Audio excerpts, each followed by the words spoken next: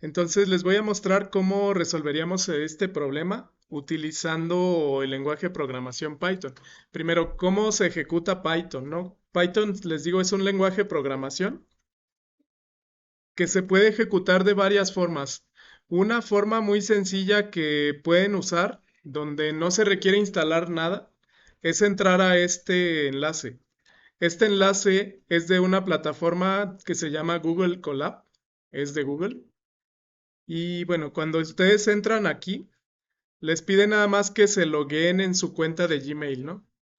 Nada más hay que ingresar en un navegador a esa página web. Y aquí nos da una breve introducción, ¿no? Así por decirlo rápido. ¿Qué es? Básicamente Google Colab es una plataforma para ejecutar código y específicamente Python, ¿no? La ventaja es que no requiere una computadora muy potente, no requiere instalar nada. Todo se ejecuta desde la nube. La desventaja es que necesito internet. Hay opciones sin internet, pero por dinamismo a mí me parece muy buena esta plataforma, ¿no? Nada más le dan archivo, nuevo cuaderno o nuevo notebook y bueno, se les abre un archivo en blanco, ¿no? Así como lo tengo aquí. Esto es un archivo en blanco. Aquí ustedes le pueden poner el título, acá arriba, le pueden poner celdas de código o celdas de texto. La ventaja de las celdas de texto es que pueden escribir ecuaciones, pegar imágenes, etcétera, ¿no? Por eso es que se llama notebook, ¿no? O libreta o cuaderno, porque son como notas y a su vez yo tengo una calculadora en mi cuaderno. Y una calculadora muy potente, ¿no? Mucho más que la que yo tengo quizás en mi palma de mi mano. Entonces, aquí yo previamente en una celda de texto copié la imagen de este problema, ¿no? Entonces, ¿cómo lo podríamos resolver? Recordando el concepto, dice, había que calcular la entalpía molar de una mezcla de dos componentes, dada esta ecuación, ¿no? 9x1, x2 más x1. Luego, determinar propiedades molares parciales de cada componente dentro de la mezcla, si sabemos que contiene 60% mol. Ese sería el inciso A, ¿no? Ya lo hicimos a mano y bueno, nos dio lo siguiente. Vamos a retomar la solución a mano, ¿no? La solución a mano básicamente es en estas dos ecuaciones sustituir m como h. La m ya la sustituimos por h y bueno, me quedaría que esta función h depende de x1, x2, donde x1 es variable independiente, pero x2 es dependiente, ¿no? Porque si yo fijo x1, x2 queda definida. Lo primero que hay que hacer es definir x2 como 1 menos x1, ¿no? Luego hacemos el álgebra. Aquí yo ya sustituí x2 como 1 menos x1. Si hago el álgebra término a término, aquí me queda 9x1 menos 9x1 al cuadrado más x1, ¿no? Esto fue lo que hicimos a mano. Sumando términos iguales, que sería el x1, 9 más 1 me da 10. Yo obtengo la función. Esta función depende únicamente de x1. Ahora, ¿cómo podría hacer esta álgebra en Python? Para esto hay librerías. Librerías son funciones agrupadas en una sola carpeta, digamos. Si yo quiero importar una librería a mi cuaderno, le pongo importa el nombre de la librería. La librería que les voy a enseñar es una que se llama SymPy. Todas las librerías prácticamente de Python llevan el nombre Py. Bueno, Python como tal es la mascota del programa, ¿no? Es una Python directamente. Y sim significa symbolic, o sea, symbolic Python. Esta es una librería de cálculo simbólico, como tal, álgebra, ecuaciones diferenciales, cálculo integral.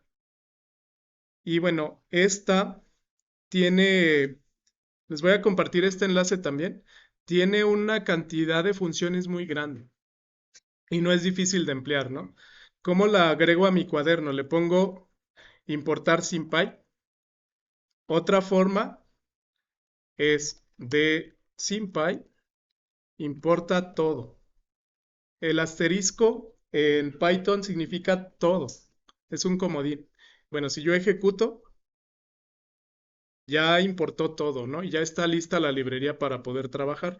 Voy a agregar otra celda de código para mostrarles cómo trabajo ecuaciones aquí. Esto es meramente por línea de comandos, ¿no? Pero me da libertad completa para escribir cualquier función.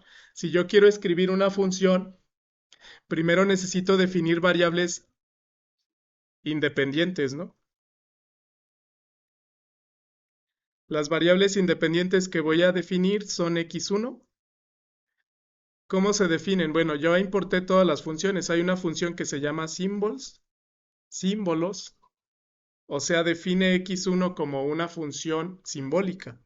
Y le voy a poner x-1. Si yo ejecuto esto, aparentemente no hizo nada, ¿no?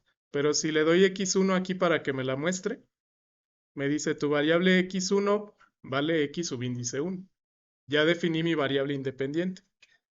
Yo puedo hacer lo mismo para x2, pero ya como esa es variable dependiente o bien función, yo voy a definir x2 como simbólica también, ¿no? Le pondría x2 es 1 menos x1. Si yo ejecuto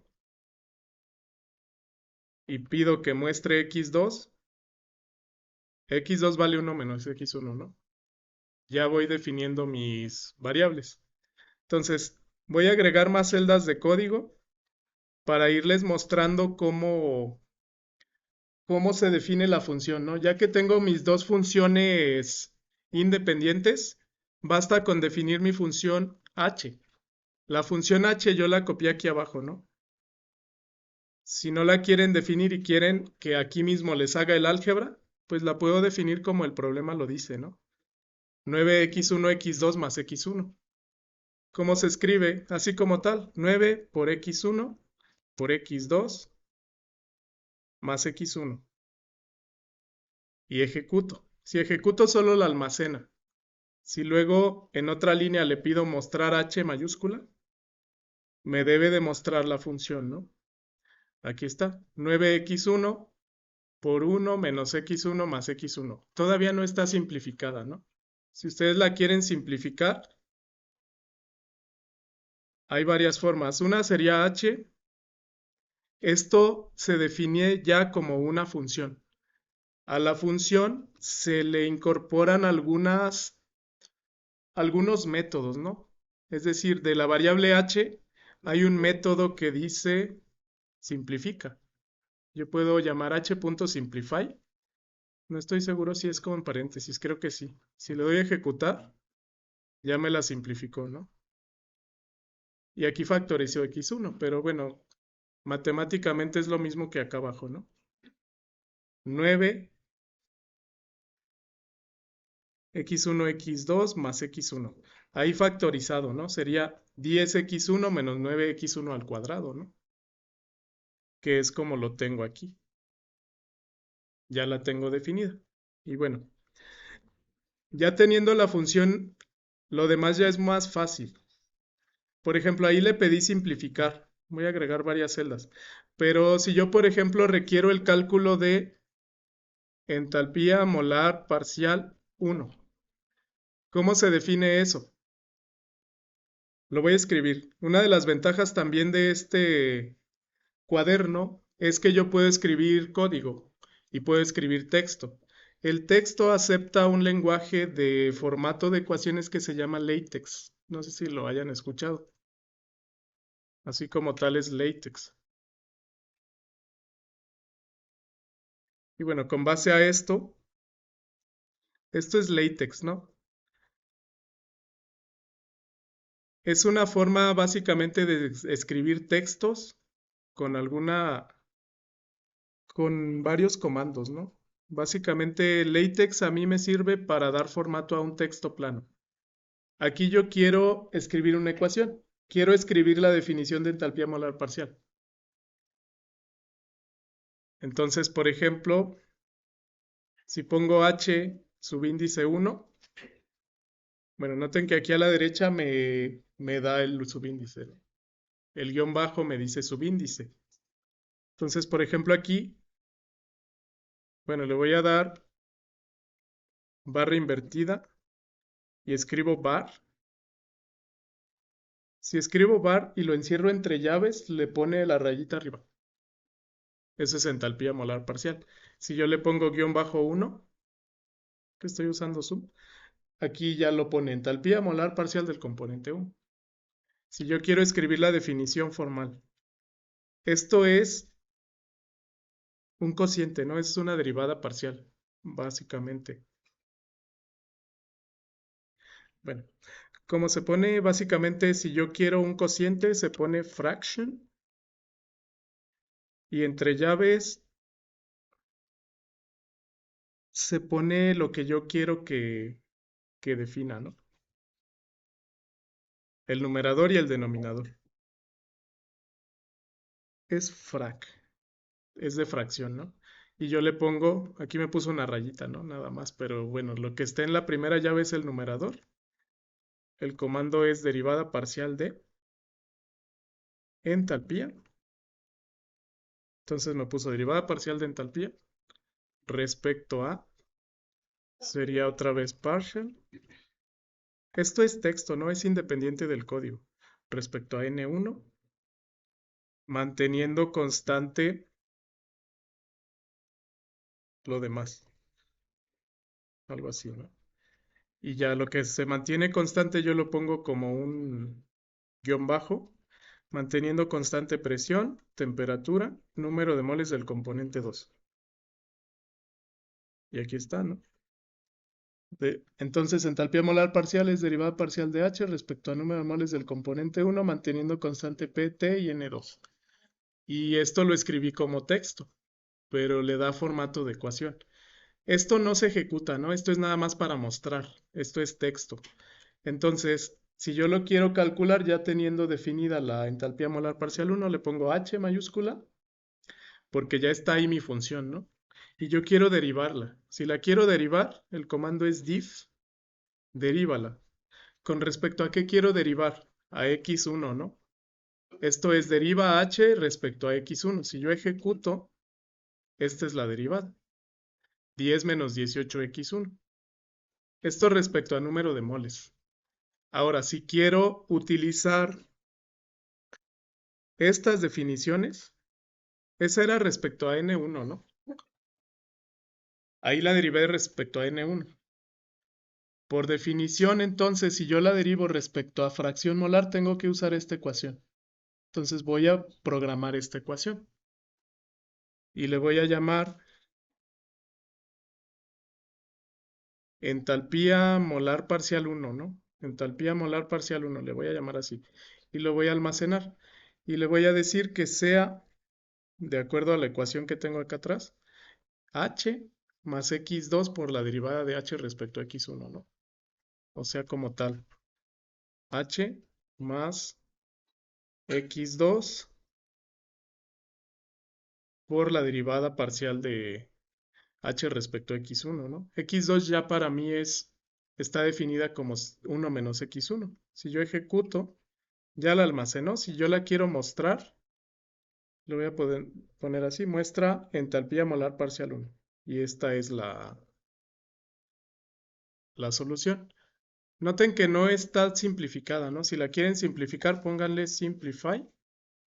Abren y cierran paréntesis. Y aquí está. 9x1 al cuadrado menos 18x1 más 10. Incluso esta está más simplificada que la que nosotros habíamos obtenido, ¿no? Que era esta. Esto es h, esto es x2 y esto es la derivada, 10 menos 18x1. Es la simplificación de esta. Entonces, esa es la entalpía molar parcial 1 y es una función. Noten que yo la evalúo como una función, pero si ustedes la quieren evaluar numéricamente, también se puede. Voy a crear otra celda de código. Como eso está almacenado como esa función, le voy a poner HMP1, ¿no? Entalpía molar parcial 1 y yo quiero que sustituya. El comando es sustituye en esa función x1 como, ¿cuánto nos piden? 0.6, ¿no? Evaluarlo en x1 igual a 0.6. Entonces, bueno, 0.6. Nada más. Con esto queda definido x2, se supone. Entonces, si le doy a ejecutar, 2.44. Y es el mismo valor que se obtiene sustituyendo numéricamente, ¿no? Que fue lo que hicimos. Entonces, así es como yo puedo ir escribiendo, ¿no? Ok. Bueno, eso valdría el valor numérico, ¿no? De entalpía molar parcial cuando vale 0.6 la fracción x1. Yo puedo hacer lo mismo para entalpía molar parcial 2, ¿no? Lo voy a poner aquí. Entalpía molar parcial 2, de acuerdo a nuestra ecuación, es esta fórmula, ¿no? H menos x1 por la derivada respecto a x1. O sea, h, aquí en lugar de esto cambia por menos x1 por la derivada de h respecto a x1. Y le pido que la simplifique. Aquí le voy a poner la entalpía molar parcial 2, simplifícala. Le doy a ejecutar y me da 9x1 al cuadrado, ¿no? Esto lo tendría que comprobar aquí, aquí numéricamente, ¿no? Nosotros la hicimos sin simplificar. O sea, 10x1 menos 9x cuadrada, esto es h, menos x1 por 10 menos 18x1. Y bueno, esto directamente como me piden el valor numérico, yo aquí nada más sustituí, ¿no? Si lo quiero simplificar, esto se puede comprobar que es igual a, de acuerdo a lo que me dice aquí, 9x1 al cuadrado. ¿Cómo puedo saberlo? Bueno, en HMP2 sustituye el valor de x1 por 0.6 también, ¿no? Y lo ejecuto. Y me da 3.24. Entonces, bueno, sí se cumple, ¿no? Sí es lo mismo que yo tengo aquí. Entonces, así es como yo puedo comprobar los valores de entalpías molares parciales.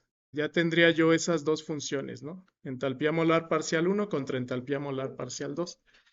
Eh, Ahora, con base a esto, les pido también el valor respecto a... Para la siguiente parte me piden el valor de la entalpía molar parcial de cada componente cuando adicionamos una muy pequeña cantidad de solución del otro, es decir, cuando se encuentra dilución infinita. Por ejemplo, si yo quiero interpretar la entalpía molar parcial del componente 1 a dilución infinita, esto es igual por definición al cambio de entalpía respecto a número de moles del componente I, a presión, temperatura y número de moles del componente 2 constante, ¿no? Si me centro en el 1, la I vale 1. Esto como tal se toma cuando la composición del componente 1 tiende a 0. Como tal es un límite. Lo voy a escribir así. Entalpía molar parcial del componente 1 a dilución infinita es el límite cuando la composición de ese componente tiende a 0 de esto. O como tal, es el límite cuando la composición tiende a 0 de la entalpía molar parcial del componente 1. Nada más así. Y esta es la que yo acabo de deducir. Esta es la que yo deduje con estas ecuaciones, ¿no? Con esta y con esta. Y bueno, no es igual a la derivada de entalpía respecto a X. No es igual. Pero sí es igual a entalpía más X2 derivada de entalpía respecto a X1. Vamos a comprobarlo, ¿no? Como yo ya tengo H1,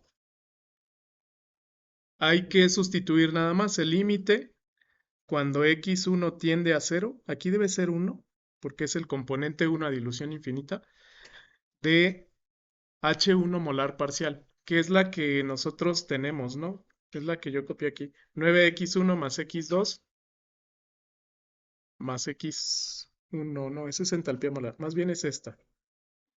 Es la segunda. Esta ya la habíamos calculado. O bien tomamos la que está ya simplificada, ¿no? Como la tengo acá, entalpía molar parcial simplificada del componente 1 es 9x1 al cuadrado menos 18x1. Sería 9x1 al cuadrado menos 18x1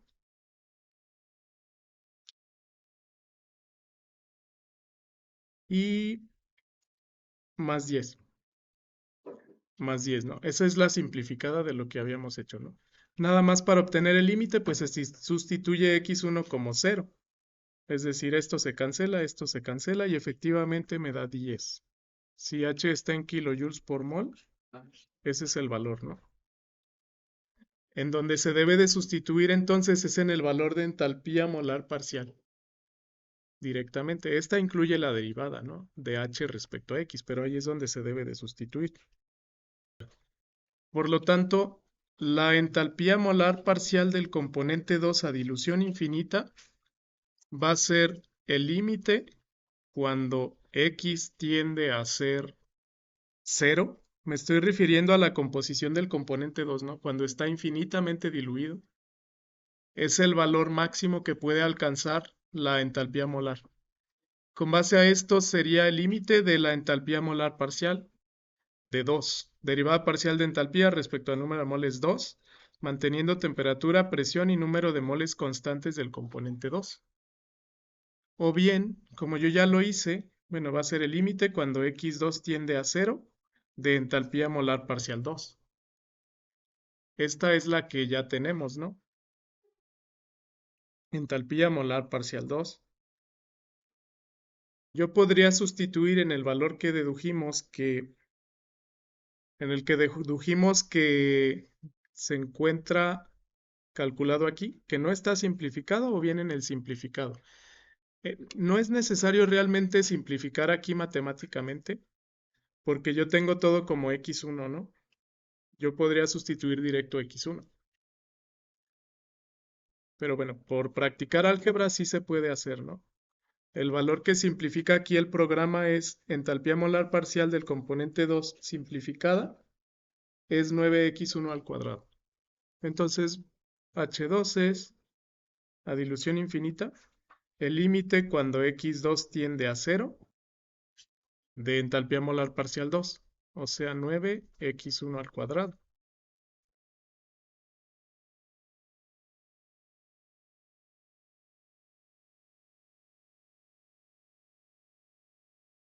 Noten que está el límite respecto a x1, ¿no? Pero yo tengo aquí la variable x2. Estas se relacionan. Sabemos que en cualquier solución binaria, x1 más x2 vale la unidad, ¿no? Entonces, si x2 vale 0, se fija que x1 tiene que valer 1. Entonces, lo que yo voy a sustituir aquí es 1. 9 por 1 al cuadrado, kilojoules por mol, va a ser 9. Y este es el valor de la entalpía molar parcial del componente 2 a dilución infinita. Ahorita vemos cómo se interpreta. Bueno, porque era 9x1 al cuadrado. Nosotros podemos simplificar esta ecuación de entalpía molar. Tengo aquí 10x1 positivo. Si multiplico término a término me queda menos 10x1, ¿no? Esto se cancela. Y tengo aquí 9x1 al cuadrado menos 18. O sea, 18 menos 9 por x1 al cuadrado. Por eso es 9x1 al cuadrado, simplificando algebraicamente esta ecuación. Y de la ecuación 1. Para interpretar la entalpía molar parcial a dilución infinita, bueno, asumimos que este sistema binario está aislado, ¿no? Aislado de tal forma que tiene temperatura, presión constante y tiene definidas sus propiedades. Una de ellas es entalpía. Esta entalpía sería la entalpía molar de la mezcla. ¿Qué representa, por ejemplo, la entalpía molar parcial del componente 1 a dilución infinita? Nosotros comentamos ese límite de la entalpía molar parcial del componente 1, ¿no? Manteniendo presión, temperatura y número de moles del componente 2 constante. Esto cuando la fracción de x1 tiende a ser 0, cuando está casi por completo diluido. Si lo, si lo analizo de manera infinitesimal, imagínense que yo tengo aquí en esta mezcla prácticamente el componente 2 puro. O sea, x2 es igual a 1. Y ahí yo adiciono una cantidad pequeñísima, infinitesimal, literalmente, del componente 1.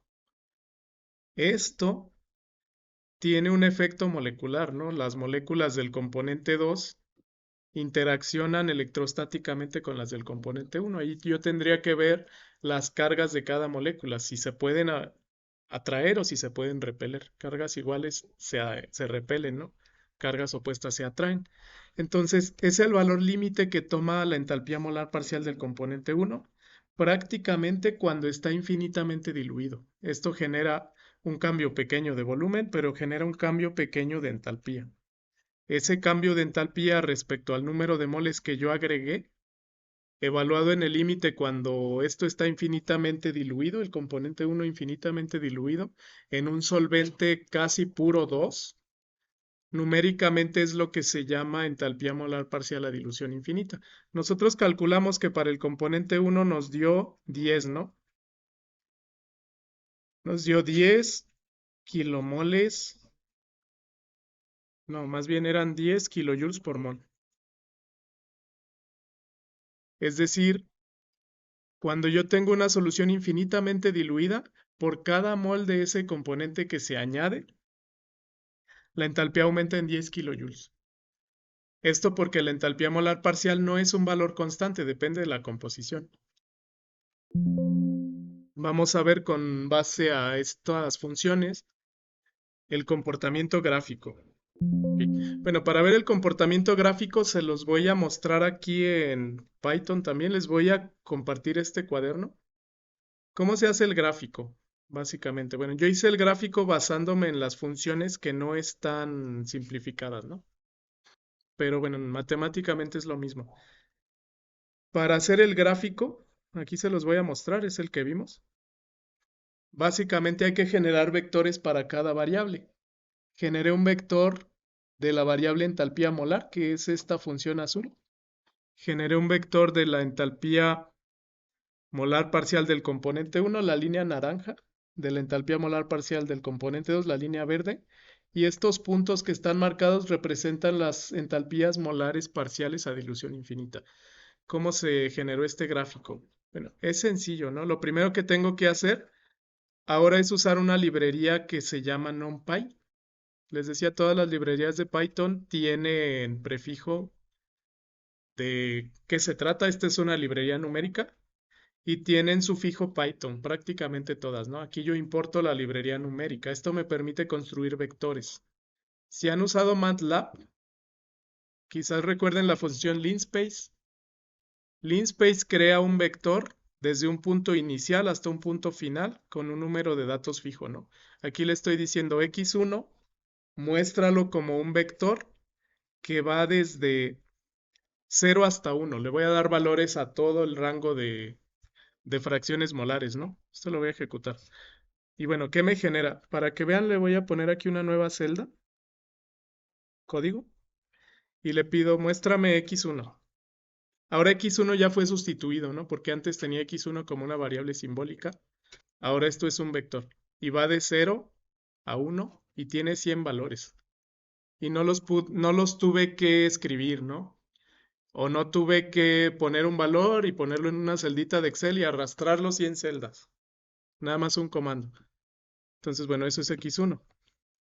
Luego con x1 defino todas las x2, defino la entalpía de la mezcla, que es directamente la función, ¿no? 10x1 menos 9x1 al cuadrado. Aquí el comentario, el cuadrado en Python es doble asterisco o la exponenciación. H1 molar parcial también lo defino en términos de x1 y x2, ¿no? Entonces, bueno, al ejecutar esta, quedan definidas. Y ahora ya puedo graficar. Si grafico, hay otra librería que se llama matplotlib, que se importa con este comando. Y yo puedo ir creando cada línea, ¿no? Aquí le pongo plot, plt, llamo de la librería plt, llamo la función graficar y aquí le estoy diciendo grafica x1 contra la entalpía de la mezcla y la etiqueta ponla como h. Le pongo entre comillas y entre símbolos de pesos porque esto es una ecuación. También aquí le estoy diciendo gráfica x1 contra entalpía molar parcial del componente 1 y ponle la etiqueta de este simbolito, ¿no? Overline también es una barrita arriba, pero más grande.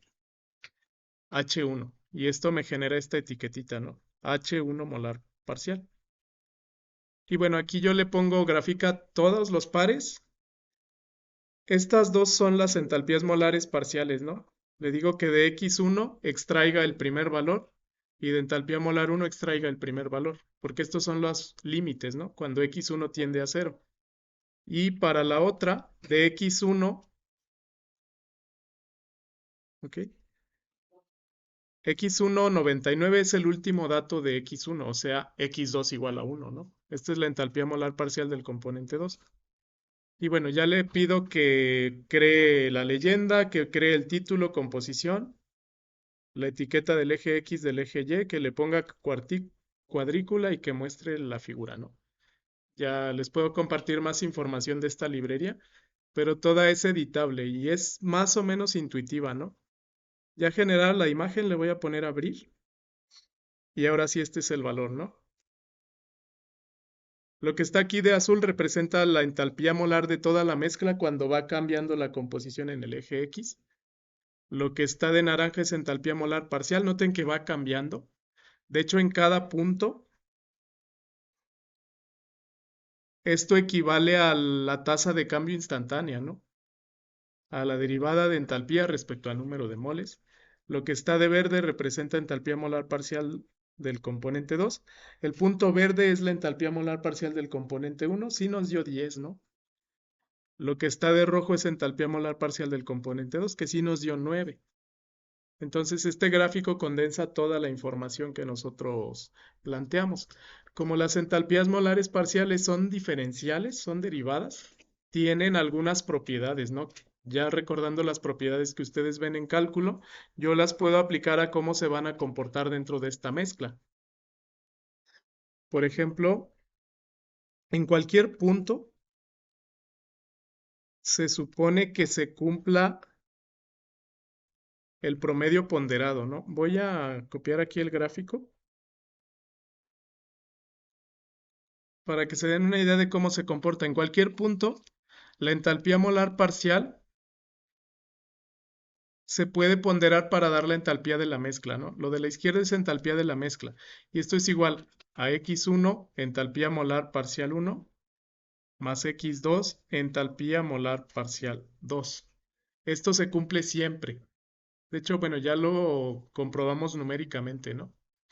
Pero eso se va a cumplir en cualquier punto. Si estoy analizando yo el punto 6, que son esos tres valores, en el ejemplo que resolvimos, H de la mezcla debe ser igual a la suma de entalpía molar parcial 1, que nos dio 2.44 kilojoules por mol. X1 era 0.6. Entalpía molar parcial 2 es 3.24, ¿no? Kilojoules por mol. Y X2 vale 0.6. Entonces, en cualquier punto eso se debe de cumplir, ¿no? Y me daría el valor de la entalpía molar parcial 2, que aquí más o menos debe estar arribita, ¿no? Nos daba 2.7 en el cálculo que hicimos. Sí, solo hay que corregir. Le puse a X 2.6, pero es 0.4, ¿no? Porque deben sumar 1. Eso se cumple en cualquiera, ¿no? Aproximadamente esto es 2.84 kilojoules por mol, ¿no? Esto se cumple en cualquier punto. ¿Y por qué? Bueno, noten que siempre para este ejemplo al menos la entalpía molar parcial 1 siempre es mayor que la de la mezcla y la de la mezcla es mayor que la entalpía molar parcial del componente 2. Lo que yo estoy haciendo es ponderando. Ponderar, es decir, como hay 60% del componente 1, este componente aporta 60% de su valor de entalpía. Como hay 40% del componente 2, este componente 2 aporta 40% del valor de entalpía.